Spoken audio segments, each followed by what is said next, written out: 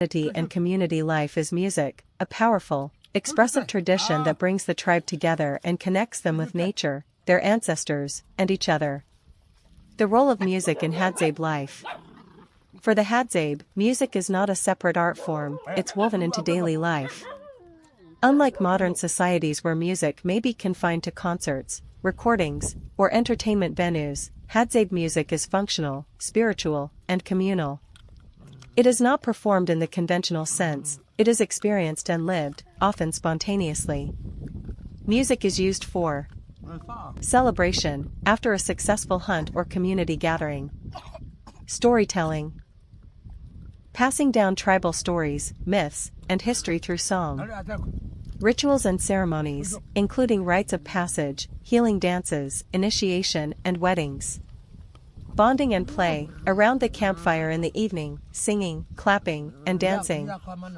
Spiritual connection, songs are often directed toward spirits of the forest, ancestors, or used in rainmaking rituals.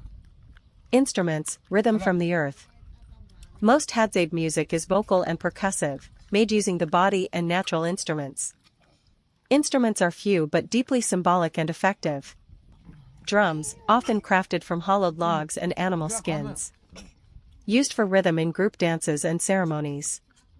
Gourds and shakers, filled with seeds or pebbles to create percussive textures. Hand clapping and body stomping, a fundamental part of rhythm making, often performed by everyone present. Wooden flutes and bows, rare but used occasionally for melodic lines, sometimes mimicking bird calls or forest sounds. Despite the simplicity of tools, the music is rich, layered, and emotionally resonant, creating an immersive experience that resonates through the open bush. Music is oral tradition and education. In the absence of written language or recorded archives, music is the Hadzabe's living memory.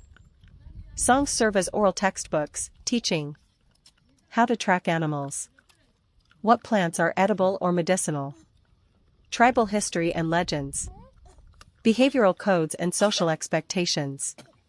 Children learn by watching and participating, absorbing rhythm, language, and cultural meaning from a young age. This ensures that traditional knowledge is passed from one generation to the next in an engaging and unforgettable way. Dance, the movement of spirit and joy. Hadzabe music is almost always accompanied by dance. It is not choreographed but rather intuitive, flowing with the rhythm of the drums and the song. Dance reinforces unity, everyone joins in, elders, women, children. Energy release. After a long hunt or ceremony. Spiritual engagement, used in trance or healing rituals. The atmosphere during.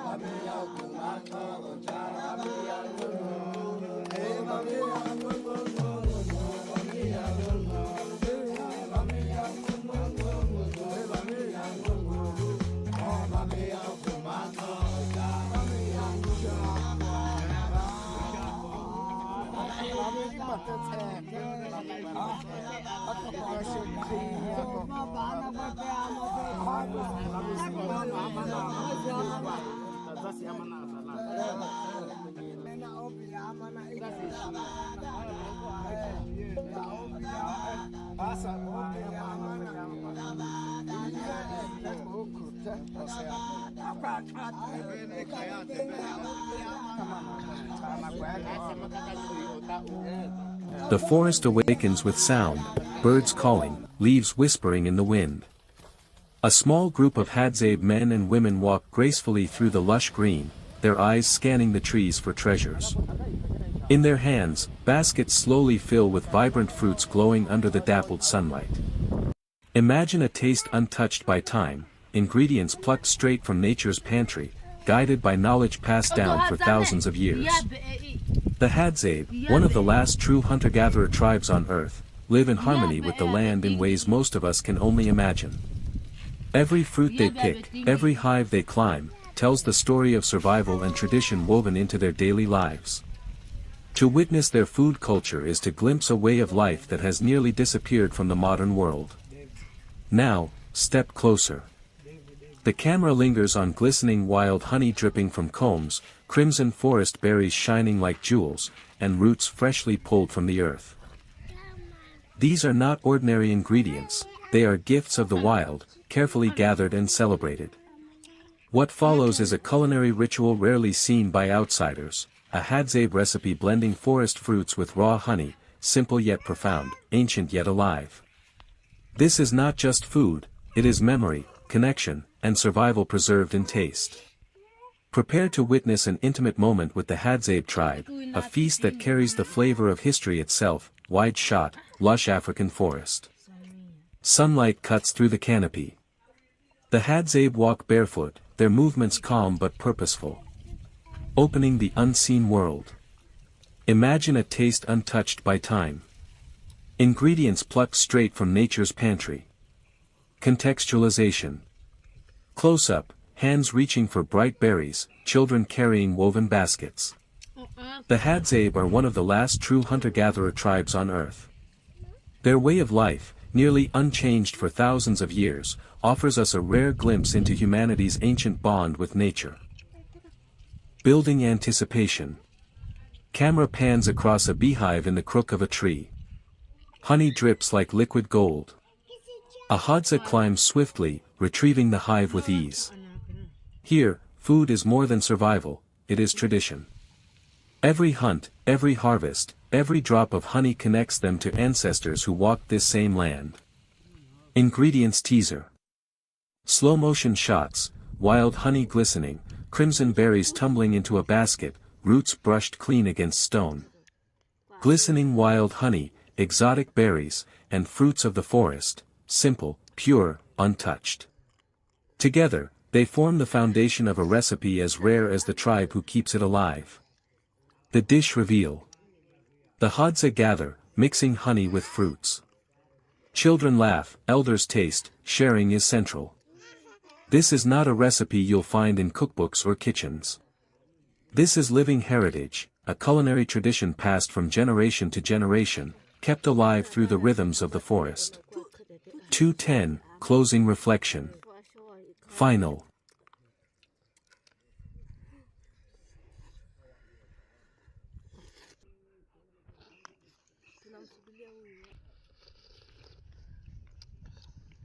The Hadza tribe of Tanzania, living along the rugged edges of Lake Eyasi and the Great Rift Valley, are among the last true hunter-gatherer peoples on Earth. Their way of life has endured for tens of thousands of years, and with it, a treasury of knowledge that is as rare as it is profound. Among the many strands of their cultural wisdom, traditional medicine stands out as one of the most sacred, practical, and deeply respected. It is not written in books or carved into stone, but carried in memory, whispered through stories, and practiced with careful observation of the land. For the Hadza, medicine is not a separate discipline, it is life itself. Every step through the forest, every hunt across the savannah is also a lesson in healing. The plants they gather, the honey they harvest, the roots they unearth, and the animals they track are all bound to their understanding of health and survival. Illness, injury, or weakness is never seen as random misfortune. It is part of the ongoing dialogue between people and the natural world, a reminder to respect the balance that sustains them, nature as the first healer. The Hadza know the land with an intimacy most of us can scarcely imagine. A child growing up in the tribe quickly learns to recognize the shapes of leaves, the bitterness of certain roots, the sweet scent of medicinal flowers, and the sharp warning of toxic plants. By adolescence, they can identify dozens of species not just by name but by their specific powers. The baobab tree, immense and ancient, towers as a symbol of nourishment and healing. Its fruit pulp, rich in vitamin C, strengthens the body against weakness and disease. Its leaves, crushed and applied as poultices, are said to draw out infection from wounds. The fibrous bark, when prepared correctly, can soothe fevers. Wild tubers, buried treasures beneath the dry earth, are more than food. They carry cooling properties, used to restore hydration and balance during illness or exhaustion. Elders tell children that the earth hides medicine underfoot, teaching them that digging carefully is an act of trust between the people and the land. Honey, prized above almost all else, is medicine, food, and spiritual nourishment. The Hadza brave stings and climb perilous trees to reach wild hives, guided at times by the remarkable greater honey guide bird, which leads them to hidden nests. Long, Honey is slow applied memory to of people wounds to who prevent walked, infection. built, cooked, gathered, and listened to the world before the world became so noisy. History, for a long time, was told from the top down. Kings, generals, conquerors. Maps redrawn. Empires made and unmade. Battles with dates. Treaties with clauses. Crowns and swords. But that's not the only way time passed. People are hungry now for something else. A history that lives lower to the ground. Closer to the soil. Not the story of who ruled, but how people lived. What they ate. Where they slept. How they raised children. How they waited out the rain. How they gathered roots when no fruit would grow. How they healed. How they carried grief, and how they passed joy along in stories around the fire. Let's begin where history is often quietest. With the indigenous peoples whose voices were left out of the official records. Not because they didn't have stories, but because they didn't write them down in books or carve them in stone for kings. They stored them in the rhythm of seasons. In the smell of wild honey. In the position of stars. In the ways you speak to elders, or don't speak at all. The Hadzabe of East Africa, for example, have lived much the same way for thousands of years. Their days begin when the birds begin, and they don't count time in hours. They hunt not with guns, but with bows made from the branches they cut, shaped, and strung by hand. They listen more than they talk. They eat together. They laugh, too, at things so small they wouldn't be noticed in a city. A missed arrow. A stubborn tree. A child mimicking a baboon's call. They have no chief. No calendar. No currency. And yet, they have survived. Not by conquering, but by adapting. Watching. waiting, remembering. And it's not just Africa. In the highlands of Andean South America, women wove cloth with patterns that told stories. In Southeast Asia, rice paddies reflected the sky, and with every harvest, traditions passed through fingers and feet more than words.